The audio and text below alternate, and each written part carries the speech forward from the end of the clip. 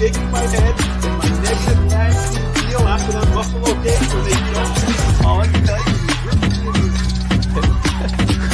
is Dolphins number one, baby! Next up, baby. Dolphins Next number up. one!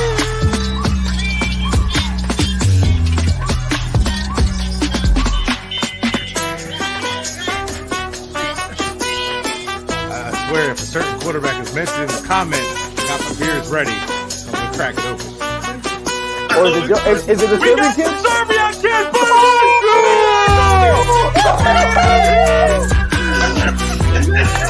This looks done. Oh my god, it looks fantastic. I hate you so much. No, you beat man. Not a beat man. Woo! I'm the man. I said it, and it's reality. All right, Congratulations.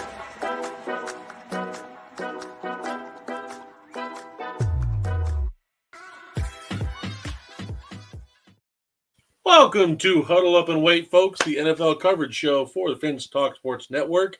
We are ready to roll, but first, we have a big guest in the house, Mr. Bret Spielberger of PFF, a good friend of mine from back in the day, from some NFC North rival hate, from some Vikings, some Bears, some Packers. So, no, we're bringing it back, old school to new school.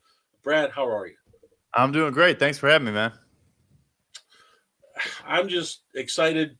I'm ready to roll. NFL season's coming in. I know we just got done with the Super Bowl, but the NFL now scheduled the combine back-to-back. You've got free agency right around the corner. You've got the draft right after that. So, we're rocking and rolling, and nothing better to hop right in. Let's dive into it because it's trade season, folks. It is trade season, and Brad just put out an article recently. You also go check it out because it's pretty good content. But it's got a couple big trades in there, and I think we should go ahead and just dive right in. What do you say, Brad? Let's do it. All right. What is the first big quarterback you see moved in a trade this year? Is it Lamar Jackson, say to Miami or another team, or is it Aaron Rodgers to the Jets or the Raiders, or does he stay home? I think we're now waiting on Aaron Rodgers. He came out of his darkness retreat, and now it's time to figure out, is he going to stay as a Green Bay Packer or is he going somewhere else? I think we heard Raiders a lot early on. I think it made a ton of sense given that, they move on from an average quarterback, and usually you don't move on from an average quarterback unless you have a good one, maybe in their plan. But it's starting to sound like they maybe like the guys in the draft. I think the Jets could take that big swing and just say, let's just go for it and bring in Rodgers. Oh, yeah. It's going to be hard because as a Packers fan, it's not that I don't want to see Rodgers go. It's his highest value point right now. So I don't want to see him shipped out for pennies on the dollar. He has multiple MVPs. He has a Super Bowl MVP. You saw Matt Stafford get traded. He was younger, but he had nothing to his name at the time. Russell Wilson had one Super Bowl, no MVPs, and he got moved for a ton. I know he was younger, but at the same time, Rodgers has had more recent success even before Stafford was traded before. So my only thing is, like I said, I just don't want to see him move for like a first and a third, and that's it. And I get he's a 40-year-old quarterback. You might get 1 or 2 years out of him, but some of me wants to see 12 just retire Packer, but I just don't think it's going to happen. I will tell you that's going to be the tough part because I think that is honestly where the compensation ends up. And it's not just about the age, but also the fact that he's literally owed $60 million next year, and then he can just retire, right? So if you're that other team and you're saying, look, we want to give you this trade, but is Aaron going to sign a piece of paper saying, I promise I'll play 3 seasons? Are you going to get those type of sure? And the answer is no. So that's probably what Green Bay is, just not just as a fan, but also saying, is this going to be an underwhelming return to where we might as well just convince him to stay, never play for another team like Brett Favre did, be a Packer for life? And I think that's probably the conversation they're having back and forth now, with about 2.5, 3 weeks until they got to figure this thing out. Yeah, and that was my projection line originally. Everyone's like, oh, the darkness retreat. He's going to announce it when he comes out. I think it's going to be right at that February to March threshold. That's where I think it's going to be. Rodgers going to come out of his retreat, get his mind clear from that, even though that was the point of the retreat, was to get his mind clear. But everyone's making the joke, did he see his shadow and run back in or what?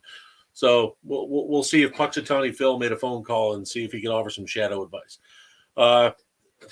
Another one, I'm going to jump right into this one, being Finstock Network. Jalen Ramsey to the Dolphins. Does it have some smoke? Is there some fire to that smoke, or is it just kind of hearsay?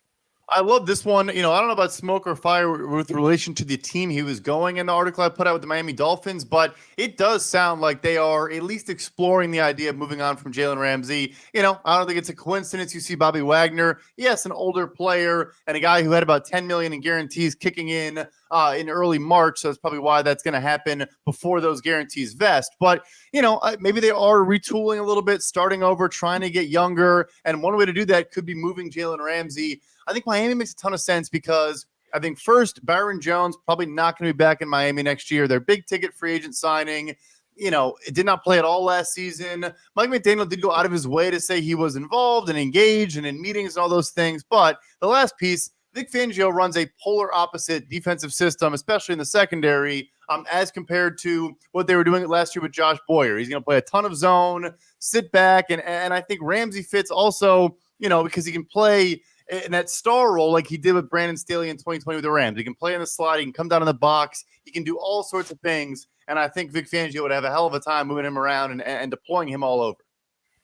Also, Greer's not afraid to make the big move. We saw last year.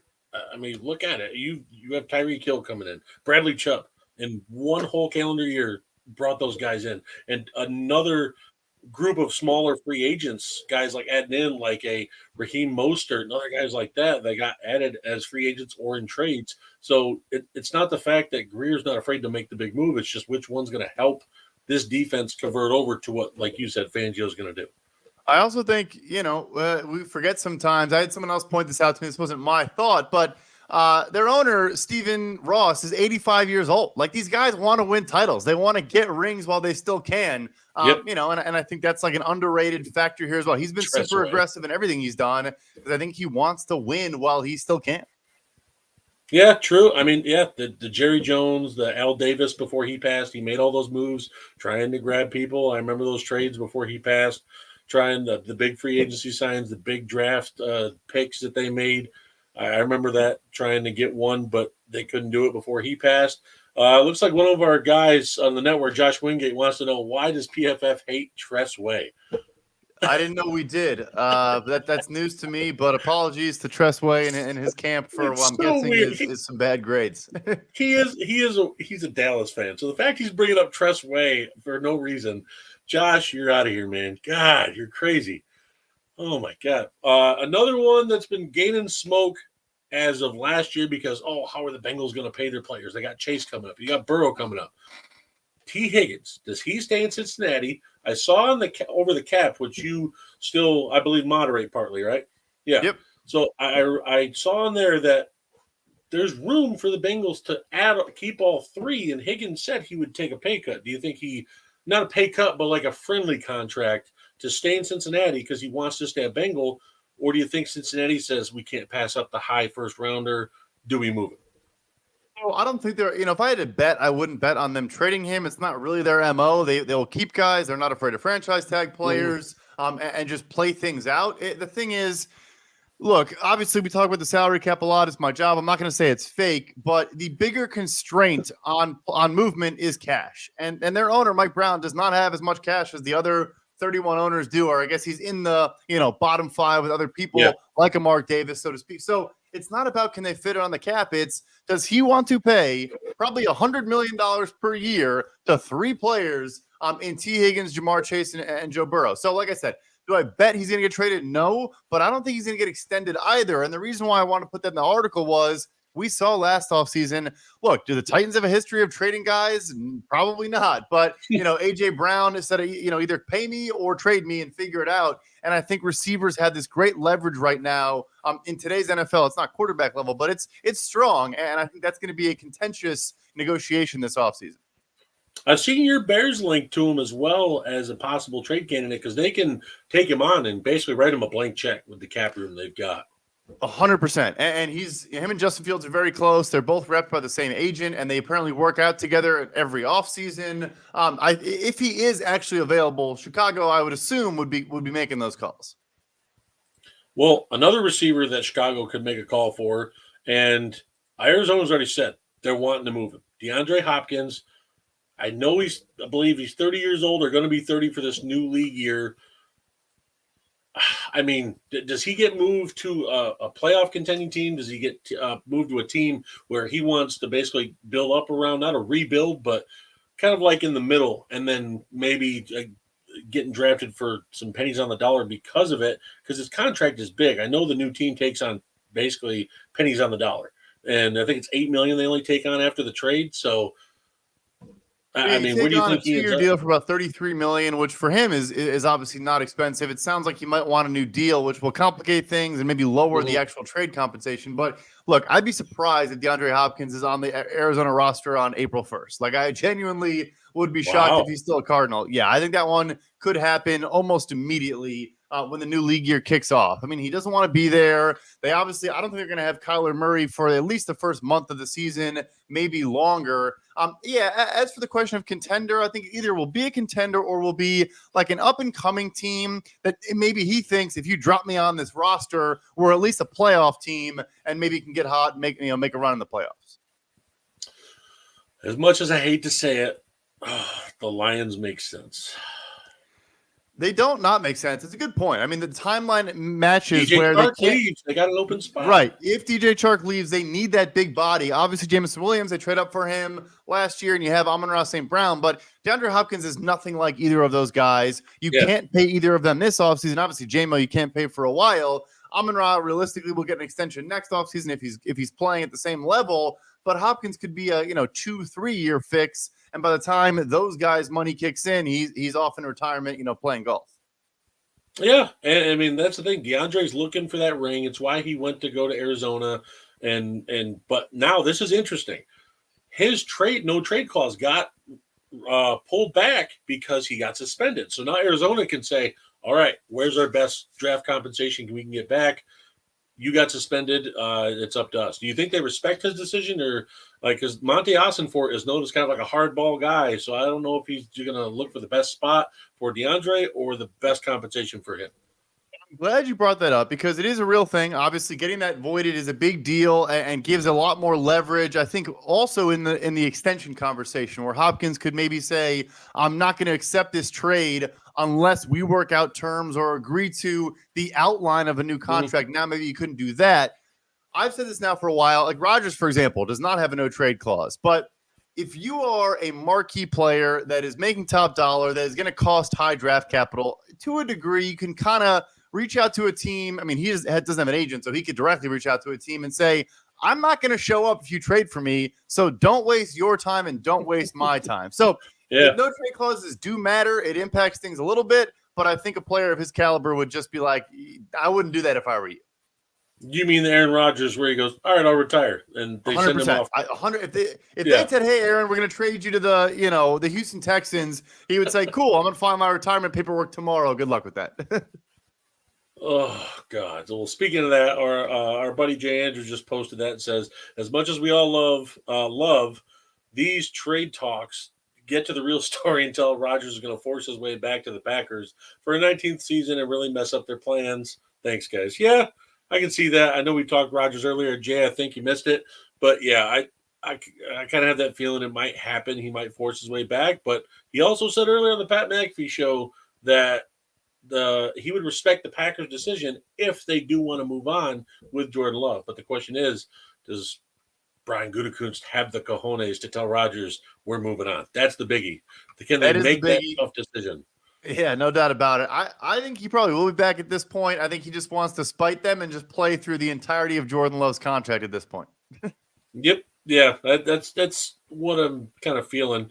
Now, you have a mock trade on there that kind of has me perked up a little bit. And Brandon Cooks to the Patriots. Does he go back to his old stomping grounds and work with Mac Jones? But the thing is, does he want to work with Mac Jones?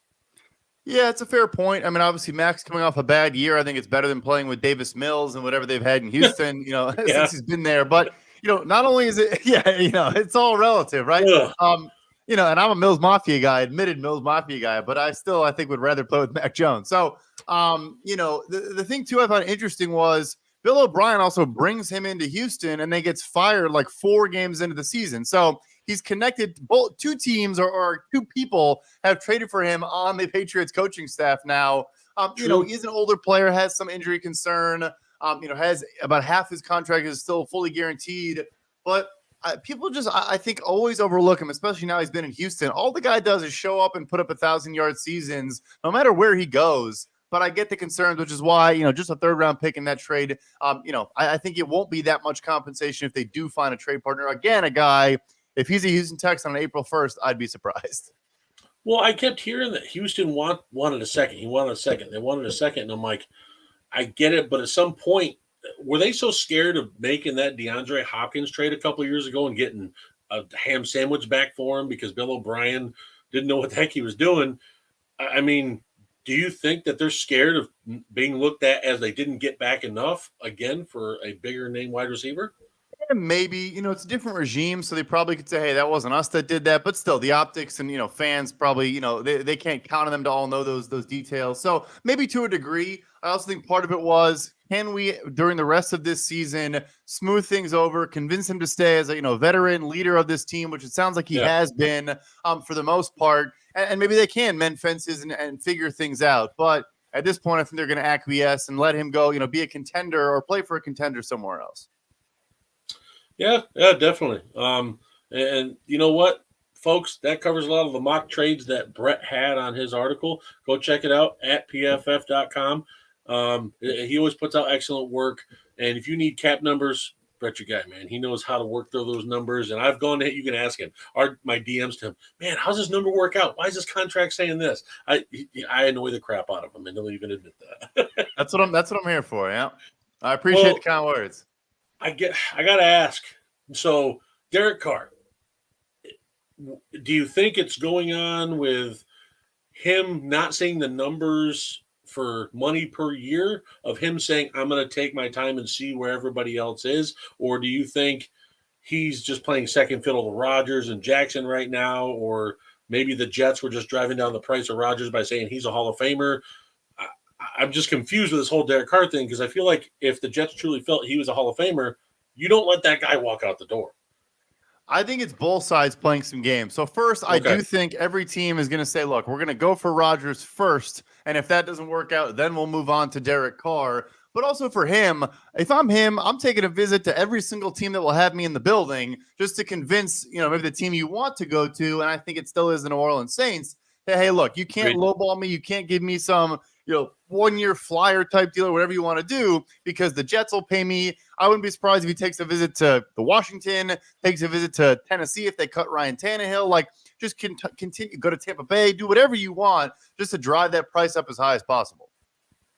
Now, that's my thing. I've said Washington is a sleeper team to watch out for these free agent QBs or Rodgers or Jackson because even though they have Howell, they said he's the starter for 2023, but Bieniemy's their OC. He's assistant head coach. He has pull on this team, unlike the Chiefs. I'm not saying he didn't have pull, but Reed obviously was the puppet master. He made everything go.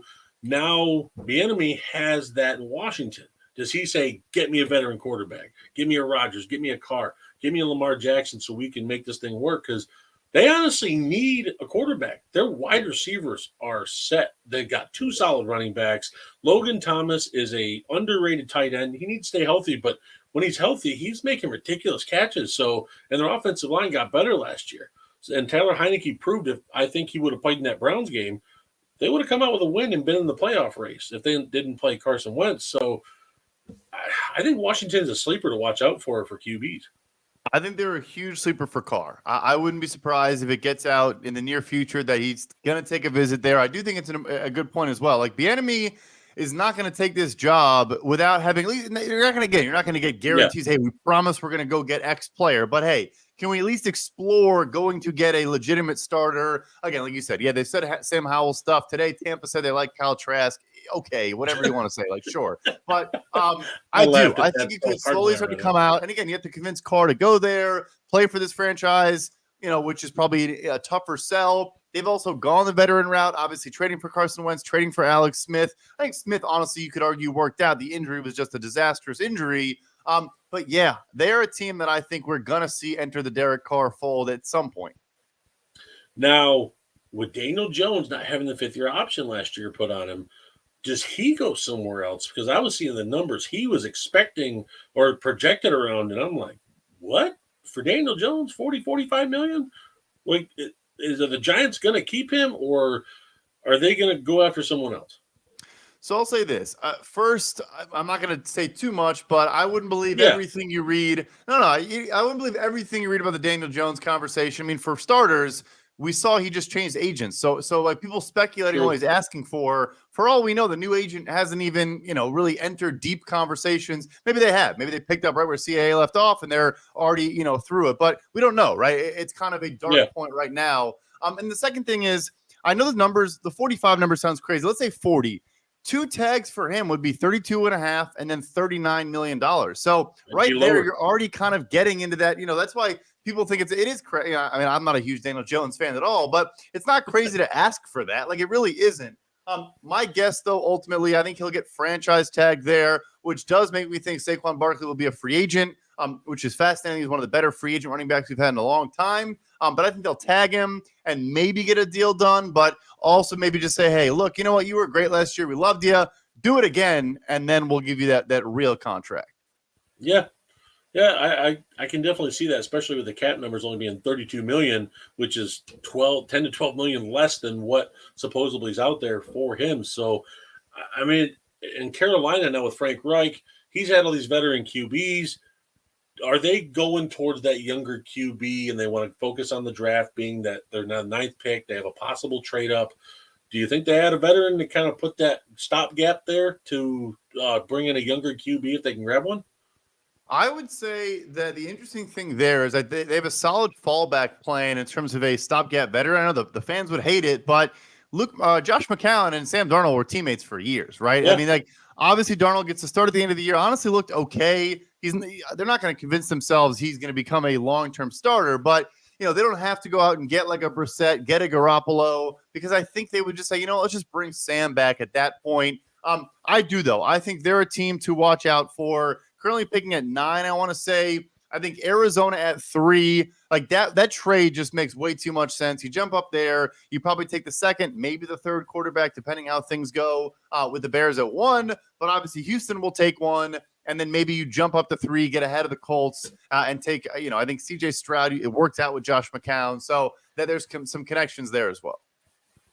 So with the cap, I was seeing all these players getting cut and basically trade or cut candidates, like with Bobby Wagner and mutually part ways, save money there, and Aaron Jones restructuring for the Packers and taking a huge pay cut to stay in town, helping both sides out. What is the date people need to look out for to where, like, what's the final day they need to be under that salary cap for teams so they're not over anymore to not get cap penalties? Yep. So you got to be under by March 15th. So that's the first day of the 2023 league year. And the funny thing is we'll see a bunch of deals come in during the legal tampering window starting on March 13th. And those deals become official on the 15th. But yeah, so teams the agreed to terms. Right. Exactly. Which they do 10 seconds after that. It's a miracle that they figured out this deal so quickly. But yeah, so March 15th is when they got to get under. Teams like Tennessee just get it out of the way, clear about $40 million yesterday. Other teams will wait right up until the end and do it then. Now, you just named the Titans. That's another team with a possible QB, because I've been reading they're not big on Tannehill. They don't maybe not want to roll with him anymore. So there's another team to watch out for Rodgers, that because he has property there, he has his company there. I mean, there's not just Rodgers, but other QBs that possibly for Carr. You got Derrick Henry, you got Treylon Burks, you got some pieces there. But they did blow it up. Taylor Lewan, I was reading there might be some retirement there. Robert Woods is a higher name in the free agent class for wide receivers because of the fact that there's not as strong to begin with right now. Chase Claypool was one. Bears traded for him, so that takes him out of the wide receiver market. So Allen Lazard, Robert Woods is kind of like the highlight names of the free agent class because guys like Cooks and Hopkins are taken right now. Not a good free agent class. So it's, I know Bobby Trees, Robert Woods tweeted out free yesterday when he got cut. I think he was happy to no longer be a Titan. They are. I'll tell you, look, Tannehill is going to be 35, I think, and is owed $29 million in salary next year. The Titans are not paying that. Maybe they find a way to, negotiate a pay cut because it is kind of a flooded quarterback market, but I'd be surprised if they're comfortable paying him that much money for next year. I think they made it pretty clear they don't believe in Malik Willis or at least don't think he can start right now. they're a team I would watch in the draft as well. If they don't get a veteran, I think Rodgers, maybe they try to make a push there. Obviously an AFC team, so Green Bay may be more open to it. But also in the draft, they're at 11 right now, and I think they could make a move up for a quarterback as well. Vrabel and Rodgers are good friends off the field. Just pointing that out. There you go. You know what, Brad? We loved having you on, man. I know it was a short segment, but all this info we're getting about the cap and all these players and the mock trades, I mean, this was awesome, and I appreciate you coming on and sharing this on your own time. Of course. Thanks so much for having me, man. And, guys, please go check out his work. He puts out articles all the time, and he's always on social media. Give him some razzle-dazzle hate for the Bears and Vikings because I do it all the time. But, Brad, again, thank you for coming on, buddy. Appreciate it. Of course. Have a good night, man. You too. All right, folks. Brett had to run, but I'm glad we can fit him in just to get y'all some info and some updates on some certain players. Next, I want to jump into for some NFL news, some NFL draft talk. I've got an issue. Jalen Carter has supposedly been rumored by Todd McShay to have character issues. Folks, Todd McShay does this a lot. He hurts people's draft stocks coming into the NFL draft, the combine, all these times when he does this. And a lot of people are getting fed up with it. I don't know if y'all have noticed it, but I know I have the last decade. He's done this to certain players, and I live in Georgia, so I hear a lot of the Georgia drumbeat news going on here. And Jalen Carter was paying for someone else's stuff and books and another student's eating and his groceries and stuff like that off his own scholarship money when now that these character issues are popping up. And I'm getting sick and tired of it because now it's hurting Jalen Carter's reputation, and he's a stand-up guy from everything I've heard off the field. So, and hey, JM, how you doing? Glad you could be here. And folks, I know I forgot earlier, Bobby's probably going to yell at me. Like and subscribe, please. I forgot to say earlier, Finn's Talk Sports Network. Huddle up and wait. Hit subscribe. Hit like. Please, we want to get to 1,000 subscribers on our Finn's Talk Sports Network. So please go ahead and hit that like and subscribe button. And there's plenty of content on here. You've got wrestling, you've got NFL, you've got the draft talk with the Dolphins draft talk, and then On the Clock. I'm usually on that Friday nights. But please, folks, go ahead and hit like and subscribe. I know I just said it 5 times. Took you long enough. My faithful co-host is usually here, but Bret Lagasse had some stuff going on with his work. Yes, Jam, smash the like button. But you know what? I just wanted to say, I know the show's gone on for a lot since the beginning of last season, and I do want to say that I'm honored to be a part of this network. I love the show. I love Huddle Up and Wait. I appreciate all you guys that show up in the comments and leave reviews and everything else on our work. We're just trying to help break down film and talk and NFL, all these reviews. And you know what? It's just the fact that as veterans with Brett and I, we just like to go ahead and share that with our knowledge of what we can help kind of talk football about and bring that about to you guys, because that's what it matters, is having the NFL community stronger together. And we feel like that's gotten away from it. And this is what the point of that show is, the veteran brothership and sisterhood together, having each other's back, having each other's six, and trying to go ahead and yes, JM Santos, I do. It's what makes the show. Bret Lagasse can only get on my level if he's watching. He knows. Now, folks, I know I just talked about trades with Brad Spielberger. Loved having him on, but I do got to go ahead and say this. As a Packers fan, I think Rodgers is going to get traded. I know Jay in the comments earlier, he's one of my good friends. He thinks that he's going to force his way back for a 19th season. I just think the Packers are ready to move on. I think they are ready to move on and try and see what Jordan Love's got, or else it's a wasted first-round pick, letting him sit on the bench for no reason at all. I really do want to go ahead and see what Jordan Love has.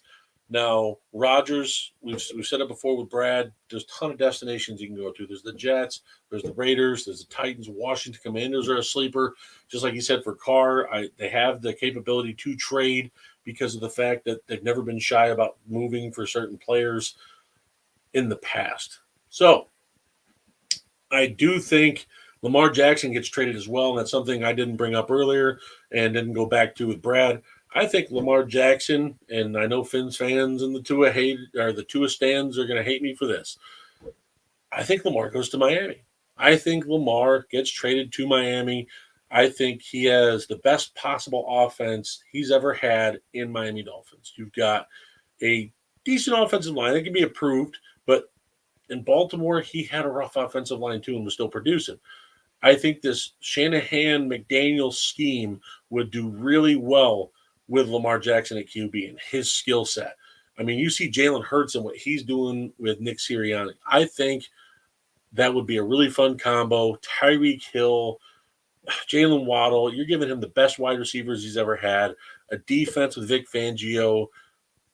I really do think that Lamar Jackson does get traded. I think they're far apart on the contract talks from what we've all read. And also from what I've heard, it's not getting any closer. So, folks, if you go ahead and definitely check out that Lamar Jackson news, I'm pretty sure he's going to get traded. I think that's my bold predictions for this offseason. I think Lamar Jackson gets traded. I think Aaron Rodgers gets traded. I think Derek Carr goes to the Saints, like Brad said earlier. I agreed with that. I think he lost out on $40 million a year. Oh, you trade Tua, JM. You trade Tua to Baltimore. I'm not saying that's going to be part of that trade. I think you're going to have to give up morning or evening, Steve. I almost said morning. I love mornings, so that's why. I think Tua gets traded in the Lamar trade to Baltimore. I think you're going to definitely have to send some compensation, like a first, second Tua, or a first and a third plus Tua for Lamar. You guys get like a third or fourth back and call it a day. Now you guys are going to have to pay him, but folks, we've seen what Tua offers the last 3 years. I don't hate him. I think he's a system quarterback. He wasn't productive before McDaniels got here. I really think you put him in that deal. You swap him to Baltimore. Baltimore takes him on, uses him as a gap QB, or if they think they can use him in, say, that new offense that they're putting in, because they got rid of Greg Roman. So that could be a solid trade. I just don't think Tua is going to be worth it next year to see if he still got it. I think what Brad said earlier, Stephen Ross is 85 years old. He wants a ring now. They went out and traded for Hill. You went and traded for Bradley Chubb. You've given these pieces around Tua. The offensive line, like I said, needs some work, but that's free agency. There's solid offensive linemen there. You've got the draft. Pick them up. That's my take on it. So keep your eye out. Rodgers came out of his darkness retreat, as I mentioned earlier. So you're definitely going to probably see some news here in the next week about that. And I know it's always reported about the silliest things in the news, but also, folks, I'm not saying to get away from not watching Finn's Talk Sports Network or Huddle Up and Wait, but I do want to say now it's the off season. Doesn't hurt to unplug the phone every once in a while. Kind of unplug from social media. Go enjoy life a little bit away from football, because it's always going to be here when you get back, just to kind of clear that mental status. And if you're stressed, or if things on social media are bugging you with your football or politics, whatever, just unplug. Mental awareness, mental health is such an important thing. Please just unplug if you ever need to. And my DMs are open if you ever need to talk and work things out. I'm here. I have buddies who have mental health issues that deal with them, and I've had to talk to them. And I've had buddies that have not talked to me about them and end up taking their own life that I served with. So, and plus friends back home that I went to the service with. So just saying, please unplug if you need to. Go enjoy life, enjoy your family, enjoy your friends. There's so much more out there than social media and following. I'm not saying not to watch our shows. We'll always be here too, but please just go ahead. And like I said, I know I said it 1,000 times already, but mental awareness, mental health. Wow. B McD. No, I don't have the laugh. I do not. Battle Buddy, yes, Steve, love you, brother. Always got your 6, and I know you got mine, just like I got Bret's. But, folks, that wraps it up. I am glad to be of service tonight and get Brad on here and talk some football, talk some coaching moves, talk some trades, talk some free agency. We'll be back next week, next Thursday or Friday. Keep an eye out. Please, please. It says our fan base definitely suffers from form of PTSD. I get it. It's been a while since Marino. I know you've been looking for it. I get it. But Lamar could be that next guy. Just have faith. Have faith, JM. But guys, hit the like and subscribe button. Thank you for coming out and watching us. Go check out the other shows as well. We've got a ton of content on here. And that head guy, Bobby Melendez, he's a pretty decent guy. Just saying. But love y'all. Y'all have a good one. Have a good night.